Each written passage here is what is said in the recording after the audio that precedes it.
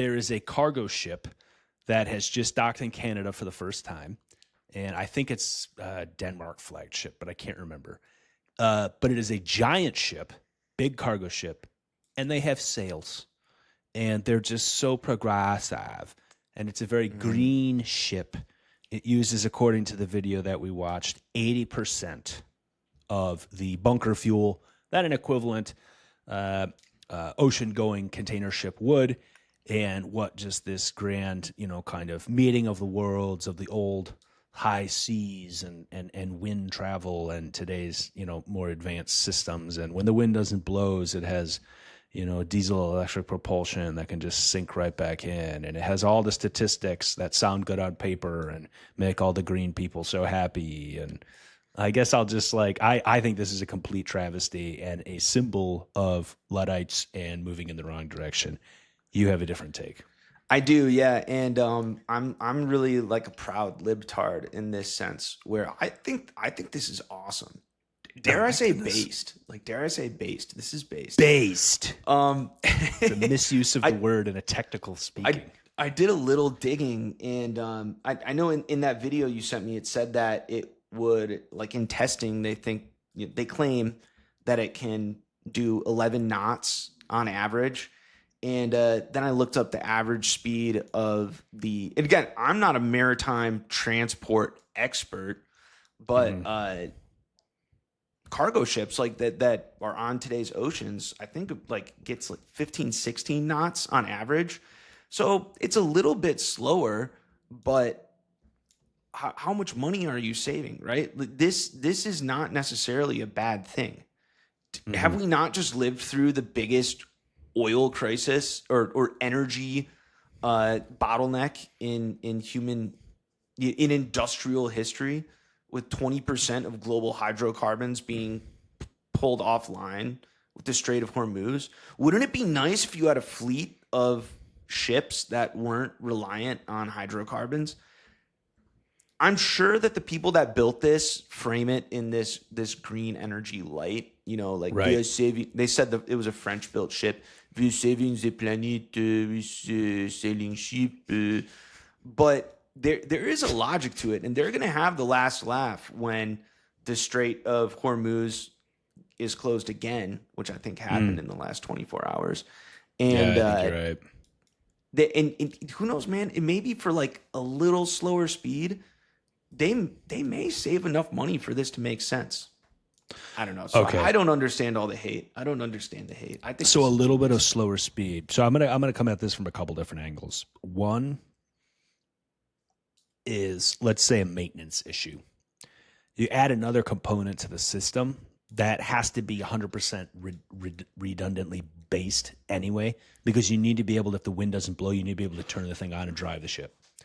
So all you've done from an engineering perspective is added a very large complexity to the system for allegedly 80% savings. I think those numbers are doctored, because I bet you that if you were to actually go to the sea trials, that was under ideal conditions, 100%, perfect conditions. But in reality, it's like the highway sticker car gas mileage thing that the DOT or EPA or whoever puts on there. It's nobody ever sees that in reality.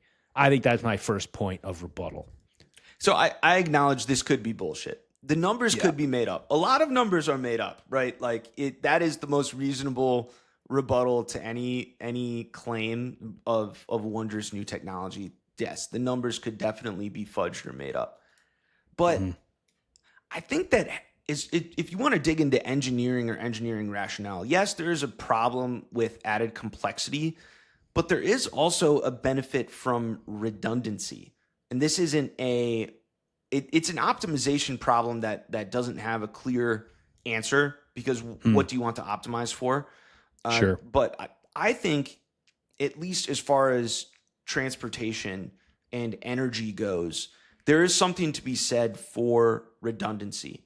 You can't rely completely on wind power for your energy grid, but you probably shouldn't rely solely on coal either, right? It maybe if all of your seagoing ships are diesel electric, you may have some issues if there's, for some reason, a sudden bottleneck in the supply of diesel. Yeah, Uh, I so think what you're do you want right. to optimize for? I really appreciate that. I think there is a very strong case to be made for a kind of orthogonal redundancy, like you just said, right? Because it's like, I bet you in theory, yeah, this thing could leave port under, like, let's say it's no more like diesel or bunker fuel or whatever this thing runs, right? Let's say there is no more available at the port. It is probably a lot easier to get a towboat out of there, a tugboat pull, and then just sail. Even if you arrive 2, 3, 4 days late because the wind is less, you still get there, right? Versus modern day container ships, they're not going anywhere. They're stuck, right? So I will grant you that. Although I actually think that the redundancy should be built in a different direction. I don't think this is the way to go. In our discussions previously, we mentioned nuclear fuel, nuclear powered ships. This is the obvious choice. This is the Yeah, obvious choice. And I that's agree where it's completely. yeah, and so it's kind of like, I get it. Maybe you don't want to have a bunch of civilian vehicles, running around with nuclear power plants in them. I mean, there could be an argument for that, but the United States Navy has been running these boats for basically 50, 60, 70 years now, like at scale in absolutely incredible conditions. That being said, yeah, I mean, the French love nuclear. I mean, why doesn't the same company that built this should build a French nuclear cargo ship? And you know oh what? yeah, They should build it so that you can pull it up anywhere and plug it into the electrical grid. That would be, if this is based, that would be mega based. And I can't speak French, but I call upon the French government and the French shipbuilding industry to create this thing. I yeah. think if they did that, the pod would give them great accolades. Oh, 100%. It'd be a standing ovation. I mean, Mr. Producer would stand up. You and I would both stand up for. We could even just do an entire episode of us just standing and clapping. I mean, it would be that level of moving forward. My second critique, though, of this is actually a little more insidious, and it's a little more of the like heart and minds kind of thing. And what I mean by that is this type of thing, a modern day boat that sails, tugs at the heart of a certain type of person, but we're actually, and I agree, it tugs at my heart. Something is romantic about it, right? But it is, in fact, directionally the completely wrong way to go for our society. We should not be looking at more like energy efficiency and more like, oh, yeah, like let's get some sales on that guy because that makes sense. It's like, no, that makes no sense. What we need is nuclear powered everything. And you know what? After nuclear powered, fission powered everything. And then you know what? After that, Dyson spear powered everything. And we just keep accelerating.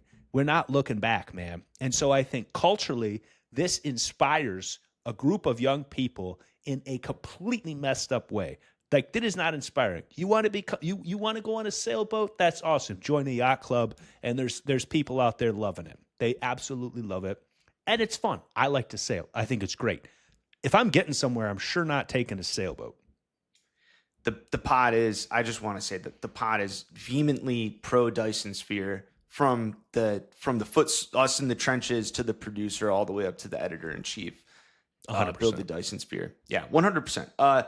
Well, Dyson Swarm, I think, is more realistic. We don't have to get into the weeds there. Okay, I actually don't know. I think you should explain it because I actually don't Wait, know the difference. A Dyson sphere would be fully encircling the sun to capture its energy with a physical structure, whereas a Dyson swarm would be to surround the sun with solar collectors, like satellites, basically, which I think is see. much more feasible than, I mean, I don't even know if all of the matter in the solar system would be able to encase the sun in a continuous physical structure.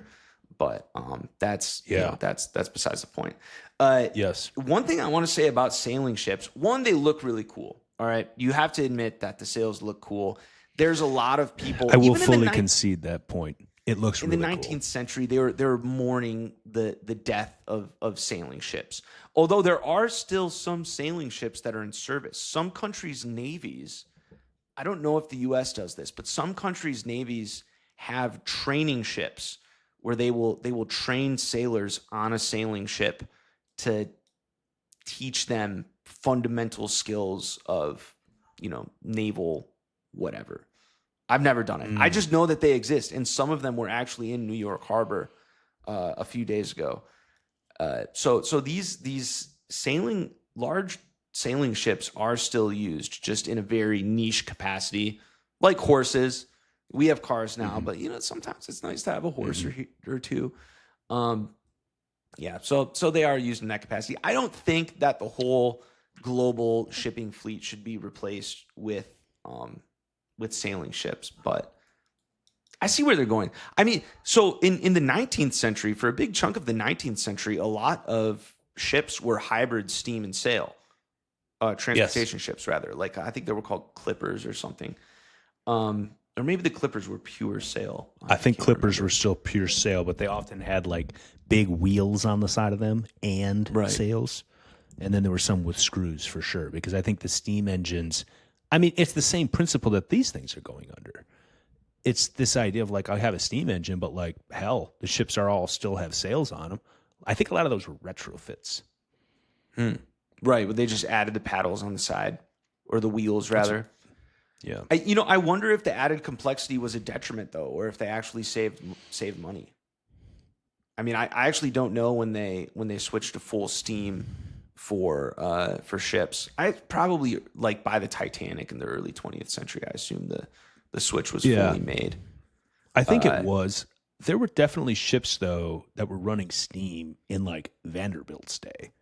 So like way back, because he died in like 1860 something, I believe. Well, I mean, this is a fun tangent, but I assume Vanderbilt, that steam transportation system was always close to the coastline, if I remember correctly. And yes. I assume that access to coal stations was the primary limiting factor, and that's probably what caused a lot of these what prevented a full switch to coal and gave a lot of life, because they had these full steamships in the early 19th century. I think when you had ships going around like the Cape of Africa, Cape Horn in South America, with sails, it's probably because there weren't a lot of coal stations down there. That would be my assumption, and they just didn't have the option to use it if they needed to, even though it would have made them faster. That's my guess. Obviously, you can kind of just get hydrocarbons anywhere now, I think. Maybe not. I'm kind of over my skis on this, kind of like the Taylor Swift wedding. I am not a global maritime transport and hydrocarbons expert. I've done enough dabbling to be overconfident. That's what I'll say. Oh, I think there's definitely, like kind of ideas of scale. But dude, these big container ships, man, can drive like around the world on one tank. I mean, they can drive like massive distances and they fill up in ports while they're like waiting. Like I remember there was a large Korean company called Hanjin. I'm probably pronouncing it incorrectly, but there was a rumor that they were going bankrupt, and all of a sudden all the major ports around the world said like, actually, no, you can't come in here, because they were exactly worried about that issue. One, there's like all these weird rules about if a ship is like at your port, you like have to keep it there. And so like people were like, we don't want to deal with this if this company's going bankrupt. But then two, they didn't want to give them fuel. And that idea, because it's like, are you sure the check is going to clear? And you're talking about a fill up that's millions and millions of dollars. They probably get paid on like net 30 or something. They're probably not getting that money day of. Exactly. And so it's I remember that there was a issue about that. And that kind of leads me to my final of the third point. I could keep going on here, but I want to bring this up. And the reason I bring this up is because I think we will all agree with this. And I don't know the numbers, but this thing could not have been cheaper to build, okay? Because it has all these added components on it. I think the prospect that it is actually cheaper to run due to the maintenance and all this, I don't think is going to hold up. I think that this is some kind of Paris climate deal, credits of whatever, one of these like fake economies that they come up with in order to fight climate change. And I think that is my final and probably my most vehement objection to all this, is because the climate change stuff, while obviously real, is clearly not following the curves that everybody said it would. It was going to blow up the whole world. We'd already be all gone if we listened to Al Gore in that movie. So I have a problem with this because I think that this is probably not the most efficient utilization of our resources as a culture and society to have a sailing ship around. And the reason I would say this is because everybody migrated to bunker fuel, and that was kind of the best class. And if it were now a better argument without some kind of subsidy, which a subsidy is really the government just saying, we have a better idea than the market can handle, which sometimes makes sense. But I don't think this is one of them. And so I think that this is actually a case of theft is a very strong word, but taxes, when they are used for things that are like pet projects instead of things that are actually sound uses of money, that's when taxes start to become theft. And so I think that this is probably at its base level some kind of theft going on from whatever people are subsidizing this silly thing. The French. Yeah. Well, good thing it's the French and not us. Yeah, there may be some more employment opportunities for French sail engineers, but I think that's totally plausible that this is, this was a manufactured demand. I still think it's cool, and the sail engineers need jobs, man. Like we got to make jobs for the sail engineers, dude, but yeah. that. It would have been better if they I don't just disagree became with you, nuclear Don. engineers and then made nuclear cargo ships, which we agree on. Yeah. I want to be very clear with you, though, because I think you raise a very good point. And I even want to come to your aid here, okay? Because I think there actually could be a aesthetics argument for the sails. Because I agree with you. It does look like really cool. It looks very like, whoa, like what's going on there? And maybe it's just the novelty factor. But like there is something aspiring when you're like, yeah, we built this like, I don't know what, 100-meter tall mast, and it's got these huge sails, and it's probably got like a robot that controls the sails, I bet you. There's something for stuff that just looks cool. There's an element of that. Well, and who knows if it really takes off, and if we have even more severe hydrocarbon shortages, they can just hire Korean shipyards to make a ton of them for really cheap, right? That's a great idea. And so then the French will have all the sail engineers, the Koreans will make all the hulls, and boom, there you go. International diplomacy, man. No American tax dollars spent.